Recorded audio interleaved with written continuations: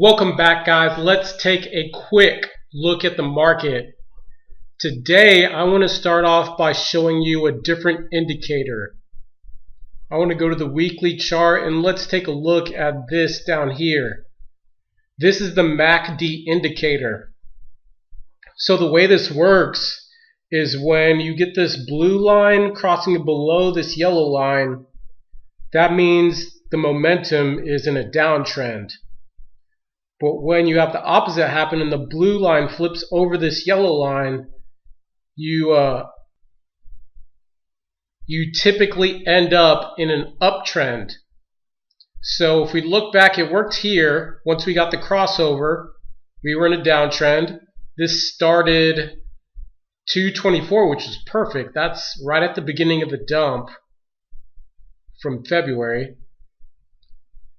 The last crossover was in October 28th. That led to a huge run up. Here we had a little dump. Back here in January of 2019 led to a huge run up. So that's now what we're seeing here at the start of this week. We had these two lines cross over, so we should be ending up in an uptrend.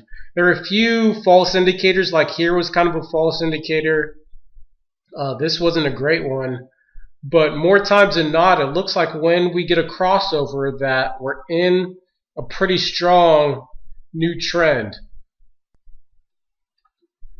So coming back to the daily chart, we are still range bound. We're still stuck in this range. We had a huge move off the lows on Thursday of last week, and that's run us all the way up into yesterday. Today we held it pretty well, then we had a sell-off at the end of the day. So this hourly inverse head and shoulders really played out perfectly and ended up being true. Left shoulder, head, right shoulder. Here's our neckline.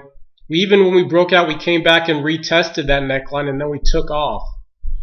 This was a huge bullish move, so we're going to look for some sort of pullback, which we may have already gotten at the end of today.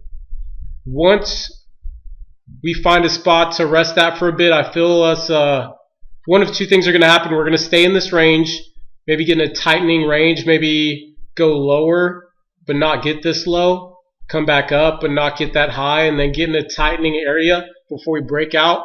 Or if this is a really aggressive move, we may have already gotten our pullback and we're going to break out to the top side. We've actually formed a little channel here. So this may even be just a bear flag, or maybe a bull flag. Here's our flagpole. Correction. And if we get a break out of that, that's going to be really good for the market, because once we break this area, it should be a pretty strong move to the upside. Now also, while we're talking about bull flags, I want to look at Apple. Apple formed a perfect bull flag here and broke out of it. Now we're just waiting to see continuation, seeing if the market can get going, seeing if the market can get going and take us higher up to all-time highs and then beyond there. Nike is a name that I was looking at today. If we look at Nike, it traded in this range.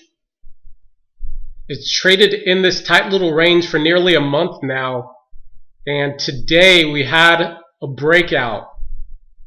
Sellers came in when the market dropped and brought us back to our breakout area. So tomorrow we want to see, is the breakout going to hold, which after hours it looks like it is. Is it going to hold? Is this just a retest of the channel support, and are we going to head to higher highs, or is this a false breakout and are we going to come down back in this range? So that's what I'm looking at for tomorrow as well. Nike. And as I showed you before, Apple is another one I'm looking at. And then, of course, Old Faithful, AMD.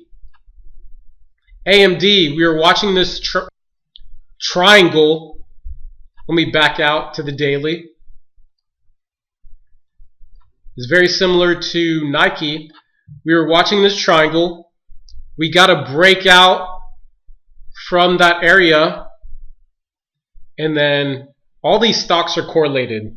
So when the market sells off, they all sell off. So we broke out. We held for most of the day. Then we had some news come out at the end of the day which brought us down to kind of sort of retest this breakout area, just like Nike. And again, we're going to look to see if we can hold. But the more impressive thing about AMD is that it did not give back hardly. It maybe gave back half of its gains. Whereas Nike, I feel like, gave back a little more. But AMD held in there pretty well. And if we can get a break of today's high, then that will set up well for AMD going forward. If the market can break out, Nike is going to follow as well as AMD, and those are going to be great trades to take. Okay, so thank you so much for listening. Like the video. Feel free to subscribe. Let me know what you think in the comments. Have a great night. Bye.